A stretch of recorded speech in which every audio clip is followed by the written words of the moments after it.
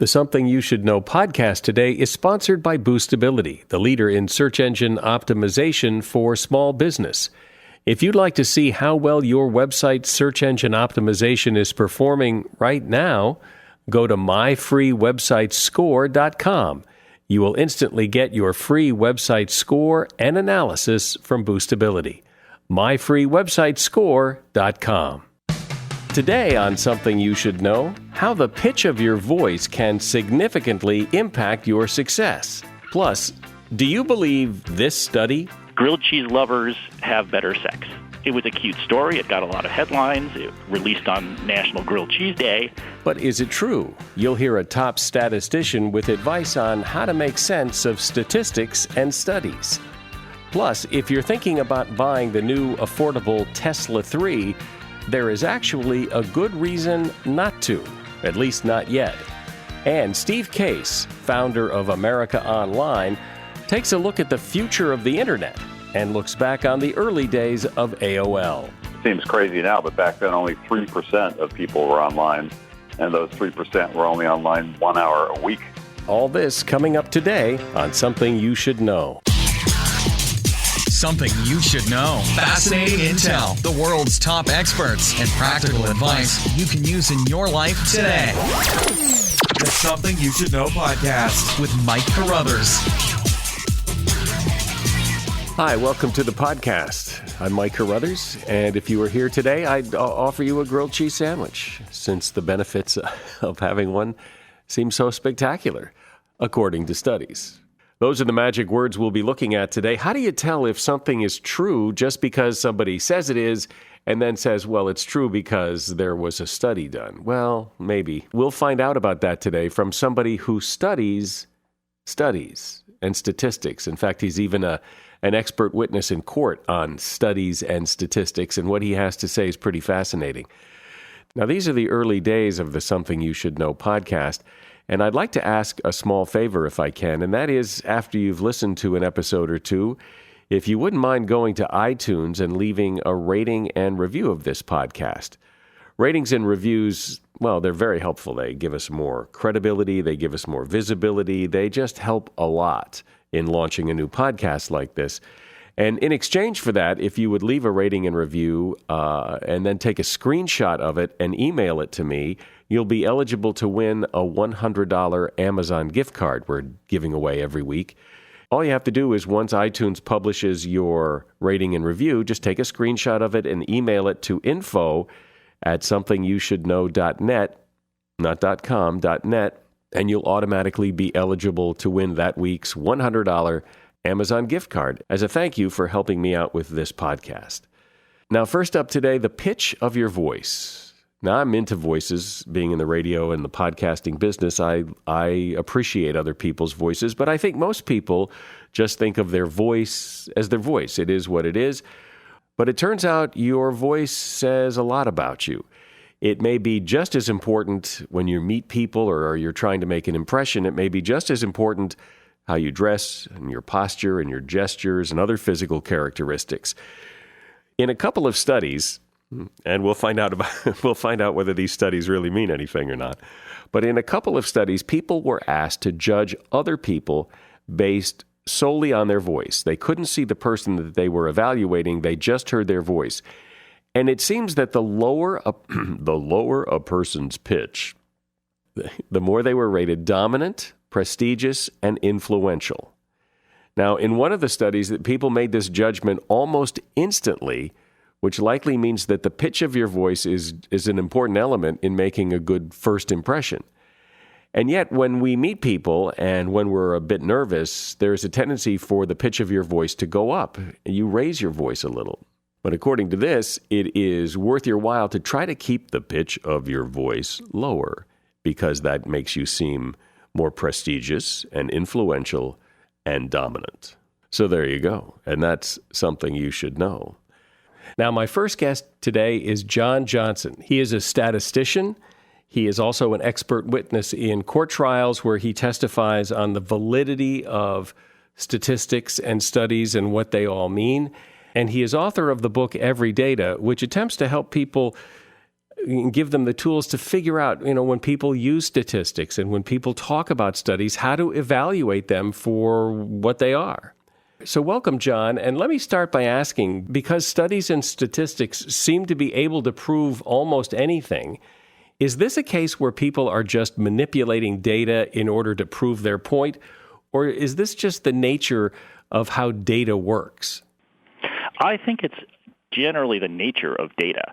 Oftentimes there isn't enough time or nuance given to what data means. So, a good example is I read a story in the newspaper that said if you commute more than 45 minutes, you're likely to get divorced. And I thought, that's not very good because I live more than 45 minutes from my workplace every day. But when you actually look at that a little bit closer, that headline is ascribing some kind of causation to getting divorced and how long you travel.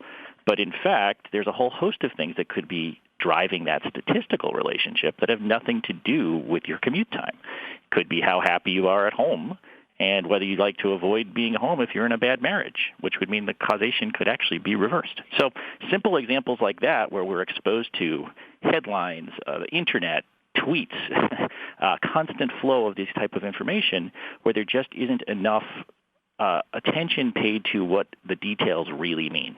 So give me some other examples of where it sounds like there's a connection, but maybe there really isn't. Well, another one of my favorites from the book is a story I saw about how if you live near a Starbucks, your house is likely to be worth more. And basically, the article literally said it appears that Starbucks is causing an increase in your home values. But if you step back and think about the fact that Starbucks gets to strategically place where they're going to put their stores. And if you're going to charge someone $5 for a latte, you would think you'd try to target those to places where you might have wealthier families, the people that can actually afford that. So once again, that's sort of a pretty simple example of a situation where the headline makes it sound like, well, I better buy my house close to a Starbucks, but it could actually be driven by something else. One other of our favorite examples, and we sort of joke we tried to title the book this, but our publisher wouldn't let us, is a story we found about grilled cheese lovers have better sex. And we're like, well, that's kind of an interesting headline. And when we dug deeper into the study, we found that it was based on a dating website where people had sort of self-reported their love of grilled cheese and their frequency of having sex. And, of course, not really very reliable information on those two things, but also so many other confounding factors that could be going on. It was a cute story. It got a lot of headlines. It released on National Grilled Cheese Day, but it really isn't sound statistics. And yet, because it's so bizarre and quirky, it's likely that people will remember it and remember it as fact, and maybe even tell other people, which just keeps perpetuating that. As a consumer of all of this information, you may not like math or statistics. In fact, we talked about the fact that less than 11% of people in the U.S. have ever taken a statistics course. That doesn't mean you don't have some intuition and some common sense that you can bring to the analysis. And the way, if you heighten your awareness when you see these types of things, I've often joked with my wife that now anytime I see in the newspaper something, the quote, new study says, I stop and pause and just think about it. I found papers and news articles that said coffee causes cancer. And the next day I found another article that says coffee prevents cancer. And when we dug into it, we found there were like 2,000 different papers just on coffee alone. Very confusing. I mean, I'm a professional statistician. It's confusing for me to disentangle these things. But I can't even imagine what an everyday consumer has to go through. But at least knowing that when you read this new study, you better be careful about just changing your behavior based on one headline or sort of one cutting-edge thing that sounds really interesting, sometimes terrifying, but it just may not be the whole story. Well, I think what's confusing is, science is supposed to be science, so it's supposed to just be objectively true, and yet you've got different scientists saying contradictory things. So should we just ignore all of this? The reality is there are different qualities of studies. Sometimes there are conflicting results. Oftentimes what has to happen is when we sort of go through science is people sort of test things different ways. There are situations where people test against many, many, many different possible outcomes. We found one story that said they tested the effects of 85, 86 different foods on cancer and found a relationship between coffee and cancer. Well, the second you've tested 85 other foods, you're bound to, by statistical chance, just to find something that could look like it's causing cancer or preventing cancer. So some of it is just this notion of how the studies are constructed. Is it just searching for results, or is it actually holding it to a higher level? Can you isolate what we call causation? Is there a causal relationship? And again, I don't expect the everyday consumer to be able to sort of run their own statistics in the background, but just sort of thinking about some of the basic questions, such as, well, who were the people that were included in this sample? Or what was the nature of the study? Who did they look at specifically? I have another example in the book where we talk about a study that says that high school athletes would make 5 to 15% more money over the course of their lifetimes, and that those effects could persist for decades. And when I went and dug up the study, I found that the people they interviewed were World War II veterans who were aged 71 to 93. So what can I draw from that conclusion? A very specific population of people taking a survey 50 years after high school supposedly tells me something about the effect of playing a sport today. Again, these kinds of things are sometimes very illuminating, but sometimes all you have to do is just pay attention to the details a little bit more, and you'll become a much better consumer of this type of information. One of the in the news stories about causation is autism and vaccines, and there are people who despite what seems to be clear evidence that there is no cause and effect, still believe there is. Why do these things persist? Well, the reality is that people come to the table with certain biases.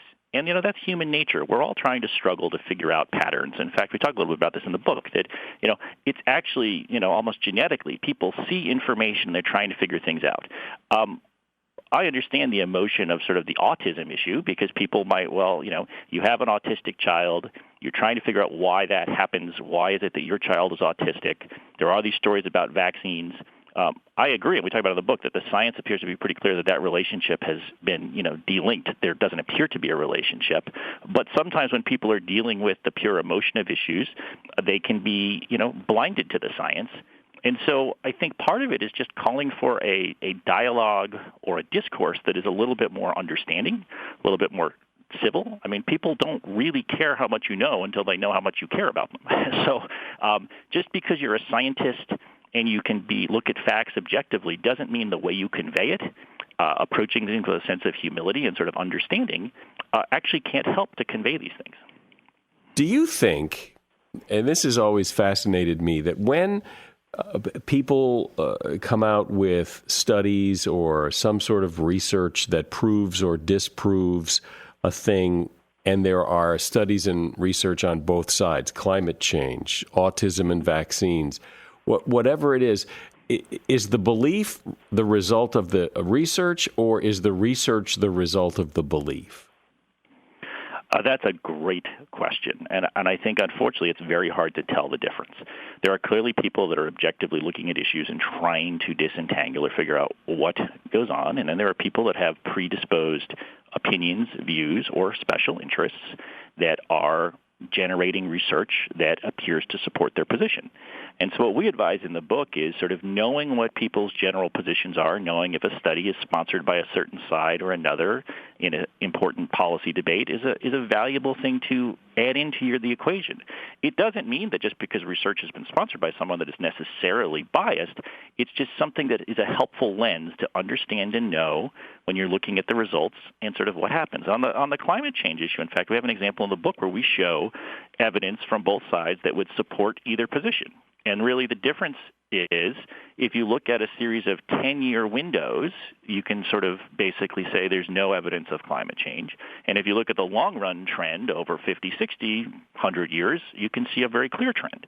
And we show sort of the picture from both sides. Which picture would someone put forward if they were trying to support either position? And so I think that's a striking example of the way that sometimes numbers can be cut a certain way, manipulated or presented in a way that can be supportive of an argument, but it doesn't always mean that it's the whole story. And so a slightly more, a broader view, realizing and understanding, I'm looking at this picture. I wonder how that was designed. I wonder if I have the whole story. If I come back to asking some of the basic questions, just the sort of follow-up question will really help improve someone's capacity as a consumer of statistics and data. But it does seem to be human nature to gravitate towards that supports what you believe. Yes? I absolutely agree. I think it is. And I think that, when we talk about being a scientist, when we talk about trying to approach things objectively, part of it is to sort of at least try to be open-minded enough to understand arguments on both sides and understand where the data, the strengths or weaknesses of a position might be. Even if you're a fervent believer in something, that doesn't change the fact that you should, if you're trying to defend your position, want to know, well, what could be the evidence on the other side, even if you strongly believe it. So I still think that even someone who is very fervent in their beliefs can benefit from trying to understand and grapple with data and information that either might, even if it's not going to fully change their mind, at least they're a little bit better informed about what other people might say, or, again, ultimately what the evidence could suggest. But if studying something is subject to the manipulations and prejudices and subjectivity of whoever is doing the study, then it just seems like all of this is relatively worthless. No, I don't think so. Actually, the way I think about it is there are facts, there are numbers. What we have to do, though, is we can't so grossly oversimplify everything such that it becomes so trivial that people really aren't thinking hard about what they mean. As I said, we go through lots of tips in our book about examples where people could be misled, examples where data is so oversimplified that it's potentially useless. We have some examples where people relying just on the wrong data. We talk about one of my favorite examples, 20,000 men in Great Britain who were found to be pregnant. I'm like, wow, that's pretty striking. I didn't know that was possible. That was because of a coding error in some insurance data where people mistakenly called one diagnosis pregnancy and ended up coding a bunch of men. So the point is there are some simple steps we can all take to at least begin to assess. I'm not saying we should throw out the baby with the bathwater, that numbers are bad. In fact, I'm saying the opposite. I'm saying that numbers and data can be incredibly useful and empowering. Where people are at a disadvantage is when they don't think about them, when they don't engage enough to understand the potential for abuse that's there. So let me ask you about some of the specific things you write about in your book. That car makers, for example, misrepresent data so you can drive your car further.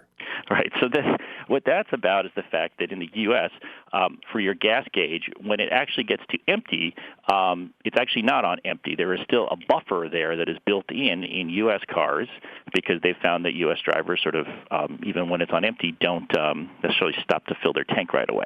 If you went to Europe, European car manufacturers don't build in the same buffer. So there, if you're on empty, you're pretty close to running out of gas. That's a real simple example of data that you use and interpret. Again, there's nothing sinister or bad about that. It's just sort of a reality. But that's an example of a case where data is particularly, this buffer is built in because of the way people consume and use information about their gas tanks. 9 out of 10 people throw out food that's okay to eat. There's all of this confusion over what sell-by date means, best use by date means, and the fact that many people think if you look on your food carton and you see the date says, oh, it must be sold by this date, you should throw it out. But in fact, there's a whole host of definitions for these terms from the Food and Drug Administration that actually are about when it's at its optimal freshness. Food is good far beyond those dates for the most part, and so people often just knee-jerk throw out food without knowing that, in fact, the food's perfectly fine. There's nothing wrong with it after some of those dates. And so we get into all the different permutations in the book a little bit, but that's the basic idea.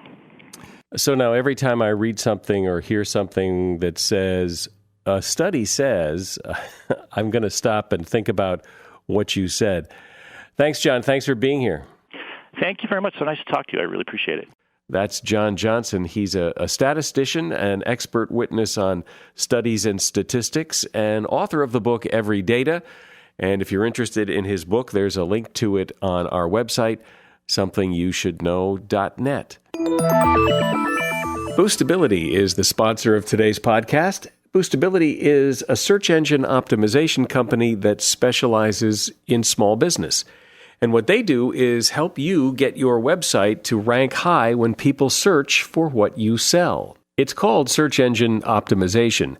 And this is all Boostability does, is they help their clients rank high in search engine results. Now, a lot of people think, well, search engine optimization, that's something you do yourself, or it's a plugin you add to your website, but real, true search engine optimization is an ongoing process, and that's what Boostability does for their small business clients. Search engine optimization so that you rank high when people search for what you sell. Now, they have this very cool website set up, myfreewebsitescore.com. If you go there, put in some information, you will instantly get back your website score and an analysis with some ideas on what you can do with your website to make it rank higher. So just go to myfreewebsitescore.com, put in your information, and you'll get your free website score and analysis from Boostability. Steve Case is best known as the founder of America Online, and he oversaw the merger of AOL and Time Warner and became chairman of AOL Time Warner for a while. He left that company in 2005 to devote more time to his own investment firm, Revolution LLC, which invests in early and growth stage startups and is based in Washington, D.C. Steve is the author of a new book called The Third Wave, in which he looks at the future of the Internet. And since he was there pretty much at the beginning of the Internet, it would be interesting to hear what he has to say about the future of the Internet. But before we get into the future, Steve, let's go back to the past a little bit, because I remember the days of AOL and CompuServe, and you paid a monthly fee, and you basically got to explore and chat with other people who were within the AOL universe, but there weren't a whole lot of opportunities to go out into the big internet. So what were you back when you first started AOL? What was the thinking? Where was it going? What did you have in mind? Well, we started AOL 31 years ago in 1985, and the idea was to, get America online, get the world online. And it seems crazy now, but back then only 3% of people were online, and those 3% were only online 1 hour a week. So it really was the early days, and we're trying to create a service that was easy to use and useful and fun and affordable, and that really was that whole first wave. How do you build the infrastructure of the internet? How do you build the on-ramps to the internet? And how do you educate people about the benefits of being connected? It seems, obviously, now we take it for granted, but in that first wave, the first decade or so, people were pretty skeptical. The general sense was the internet would be limited to kind of computer hobbyists, but would never have mainstream appeal. But you saw something different, or how far in advance, how far out into the future did you see it, or did you see AOL as a community, a closed community, and that was great, but that would be, did you see it going further?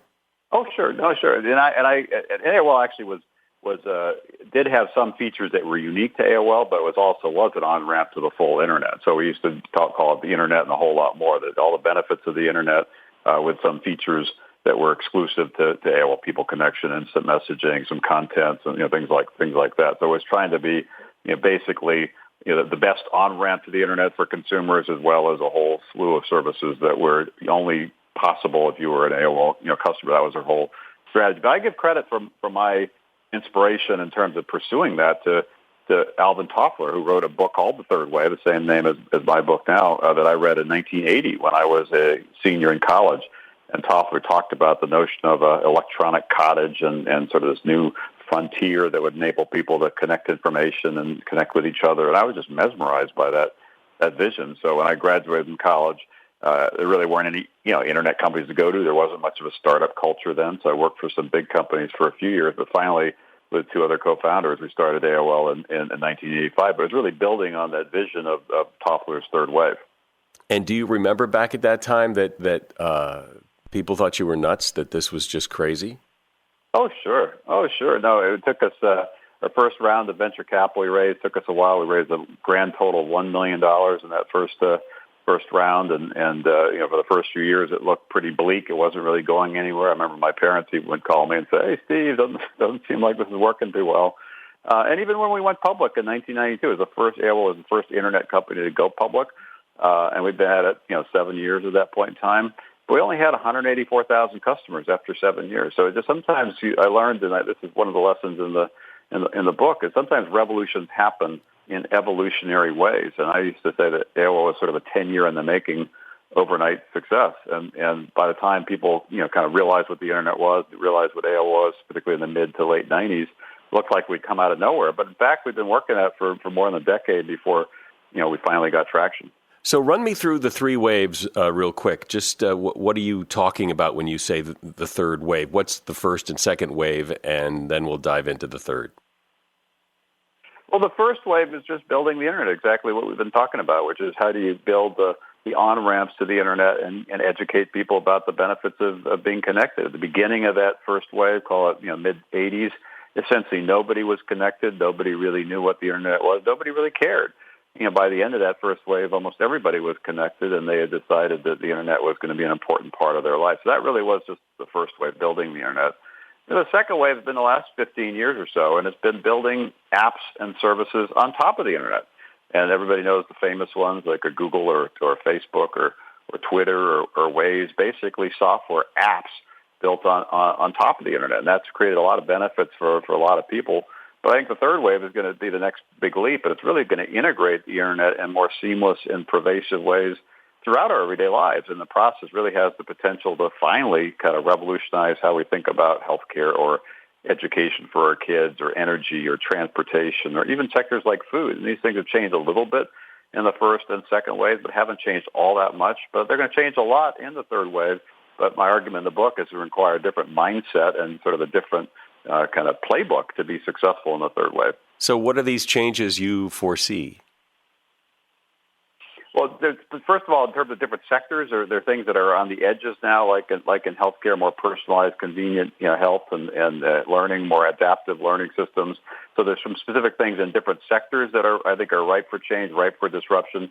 But the way the playbook is different versus particularly the second wave is these things are complicated. They're hard, and they're going to take some time. So I think perseverance is going to be required to really be successful in this third wave. Partnerships are also going to be critical. You can't really go it alone. You've got to partner with the hospitals or partner with the schools if you're really going to have significant impact. It's not just about the app. It's also about the partnerships around the technology. And finally, policy is going to be more important, engaging with governments, because many of these sectors are regulated. That makes it tougher and sometimes frustrating, particularly for entrepreneurs, but that's the reality of some of these sectors. So it's what I call in the book the 3 Ps: perseverance, partnership, and policy are going to really help define this third wave. Are things in the Internet world, you think, kind of calming down? Is it not as exciting as it once was? Is it becoming more corporate-y and more kind of, the Internet, sure, I mean, that's like my toaster and my fridge. Well, I think it's getting there, but I think you'll see even more of that in the third wave. Because again, from my perspective, that having been an entrepreneur in the first wave and sort of an investor and mentor in the second wave, I'm proud of the progress we've made in getting the world connected and creating all kinds of services that can improve people's lives. But I really do believe we just scratched the surface, because some of the things that are the most important aspects of our life, like how do our kids learn when they go to school? How do they have more personalized kind of learning? Because different kids learn at different speeds. Some people are more visual learners, for example. How do we kind of revolutionize the healthcare system so it is more personalized, and it does use technology in a smarter way to help keep people healthy and deal with illness when they get sick? How do we manage energy in smarter ways? Even how do we think about food systems that, for the most part, the last half century has been dominated by kind of what people call the big food companies that have sort of created a more industrialized approach to food. I think there are opportunities for innovators in the third wave to create new kinds of products and services and use technology as a way to help facilitate that. So it's going to, in the third wave, impact other aspects of life. It's actually also going to impact work itself. One of the arguments I make in the book is everybody in some ways needs to adopt an entrepreneurial mindset, because the notion of a career like when I was growing up, my dad worked for one organization for 60 years. I had several jobs in the first several years after I got out of college, and now people have several jobs working for several companies in the same day in what's called the gig economy or the flexible economy. They might be driving cars for Uber or cleaning houses for Handy or delivering groceries for Instacart. The nature of work itself has changed, and that's one of the things I think people need to understand about this third wave. So I think a lot has changed, obviously, in the first and second wave. But in some ways, you ain't seen nothing yet in terms of the impact on society and the opportunities it creates, as well as some of the challenges it creates as this third wave really breaks. One of the things you talk about, and I've always been fascinated, is the internet theoretically was sort of a playing field leveler, and yet you mentioned that still most of the venture capital money is spent in 3 states. And why is that? What is so special about Northern California and maybe Boston, Massachusetts? What about everybody else, and why is the money going there? Well, I think it's mostly historical. I do believe, and there's a chapter in the book called The Rise of the Rest, I do believe that you'll see a real resurgence of cities all across the country and actually around the world. We're seeing entrepreneurship both regionalized within the country and globalized around the world. And that's going to create opportunities for all kinds of cities. I've done these Rise of the Rest road trips over the last couple of years, visited a couple dozen cities, 4,000 miles on our Rise of the Rest bus. And it's places like Detroit and Pittsburgh and Minneapolis and Des Moines and Kansas City and St. Louis and New Orleans and Atlanta and Baltimore. These are great cities that are also becoming strong startup cities in ways that really have surprised people. I think over time, most investors will figure this out. There'll be more capital flowing to those places. But to your question, I think it's the reason most of the investment is in Northern California. That's where most of the investors are, and so that results in people going there to get the capital. And Silicon Valley and that whole region has done well. I think it will continue to do well. But I think in the third wave, you'll see the innovation economy more dispersed across the country. And I think that's great for entrepreneurs in other places. I think it's great for those cities because they'll get the benefit of some of the job growth and economic growth that's possible in the third wave. I think it'll be a much more inclusive kind of approach to entrepreneurship, not just in terms of place, but also in terms of people, really creating a more diverse mix of entrepreneurs that are really powering this third wave. On a more personal level, how does the third wave, assuming it appears the way you say, how will that affect people in a more day-to-day way? Is it, or will it, or is this more, entrepreneurial and venture capital kind of ways of, or will this affect me?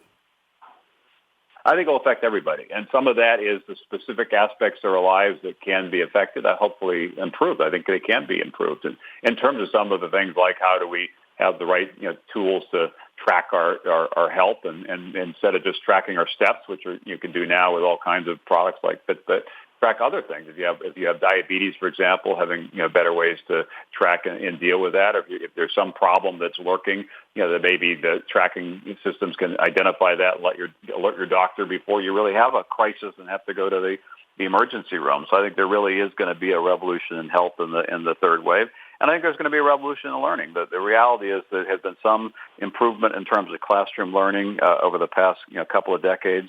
But for the most part, most teachers teach the same way. Most students learn the same way. And we have now in the learning that there are different styles of learning, and we need to have more personalized, adaptive approaches to learning. And that's happening in some schools and some places now.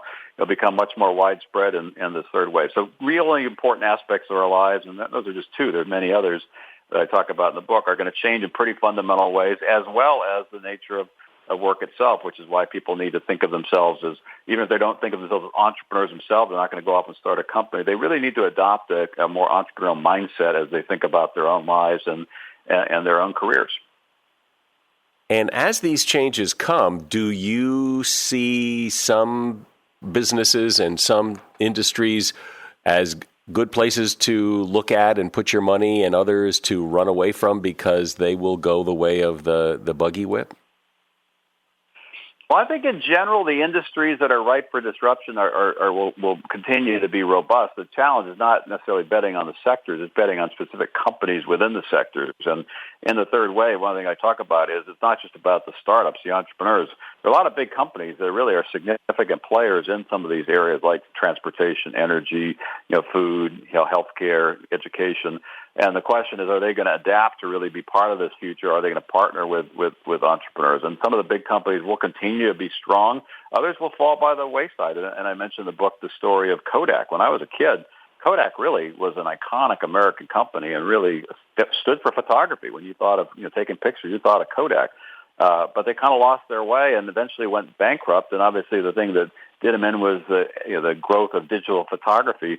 But the real, amazing thing about that story is Kodak actually invented digital photography. Their engineers actually invented it, but because they didn't invest in it and they were kind of coasting on and be a little complacent, they eventually lost their way and hit the wall and went out of business. And so I think that's going to happen a lot in the third wave. So I think whether you need to understand what these big companies are doing, do they have a strategy about the future? Are they kind of leaning into that opportunity? Are they partnering with the right innovators both within the company and outside the company?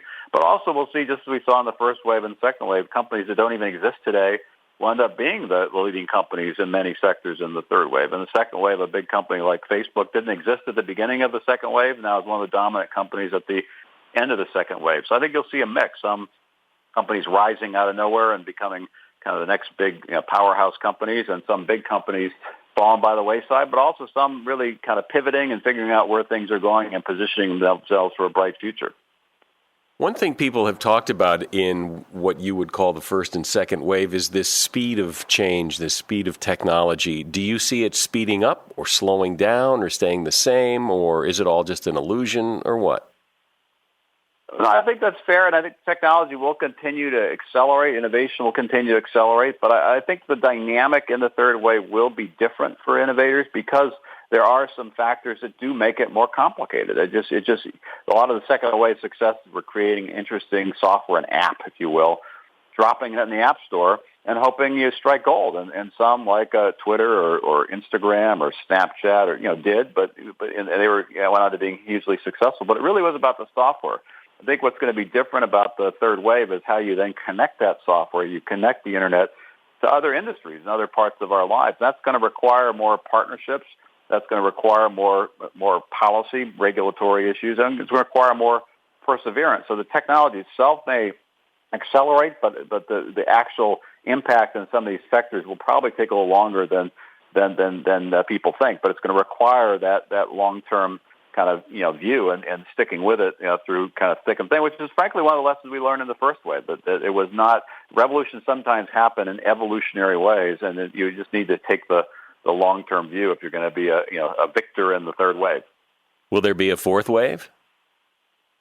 I'm sure there will be. I'm not sure exactly what it is. The third wave is just kind of kicking in now, and it's going to be 15 or 20 years. I think that's going to kind of define the next kind of wave of innovation. It's going to change in, I think, some important, meaningful ways, big aspects of our lives, going to put some pressure on some big sectors of the economy. So a lot's going to happen in the third wave, but I have no doubt there will continue to be fourth and fifth and maybe other waves over time as the innovation continues to kind of take hold and different things continue to be disrupted. Well, it certainly, and you certainly have come a long way since those early days at AOL, and we'll see if you're right about the third wave and the fourth and the fifth. Steve Case, author of the book The Third Wave, founder of AOL. Thanks for your time today, Steve. Thank you very much. And finally today, on Something You Should Know, the new Tesla 3. The price is about $35,000, which puts it in reach for a lot of car buyers. But should you buy the new Tesla 3? Well, according to Consumer Reports, the answer is not yet. And the reason that the answer is not yet is the same reason that Consumer Reports and some other auto experts often caution people to never buy a new car in its first model year. Because new cars from automakers often stumble out of the gate. There are bugs and problems, and it takes time and it takes experience of people driving them to find all these problems. Ford had all kinds of problems launching the Escape and the Fiesta and the Focus and the Fusion, and eventually they got the bugs worked out. But you would think that the Ford Motor Company has got a better handle on this than Tesla. They've been around for more than a century, and Tesla has only been around since 2003. Tesla itself has had to make changes to the Model S, both software and hardware changes. So the point is that cars get better over time. So it may be best to just let your neighbors deal with all the inevitable problems that come with a new model car, and then you can buy one later when all the bugs get worked out. That's it for Something You Should Know today. Just a reminder, if you have a moment, to please leave a rating and review on iTunes. Then email me a screenshot of your rating and review, and you'll be eligible to win a $100 Amazon gift card that we're giving away each week. Just email it to info@somethingyoushouldknow.net. Something You Should Know has been sponsored today by Boostability. If you have a small business website, You need to be seen when people search for what you sell. To find out how your business website performs now and what you can do to make it perform better, go to myfreewebsitescore.com. It's myfreewebsitescore.com, and you will instantly get your free website score and analysis from Boostability. I'm Mike Carruthers. Thanks for listening. The Something You Should Know podcast. With Mike Carruthers, it's produced by Strand Media and is part of the Omnicast Media Podcast Network.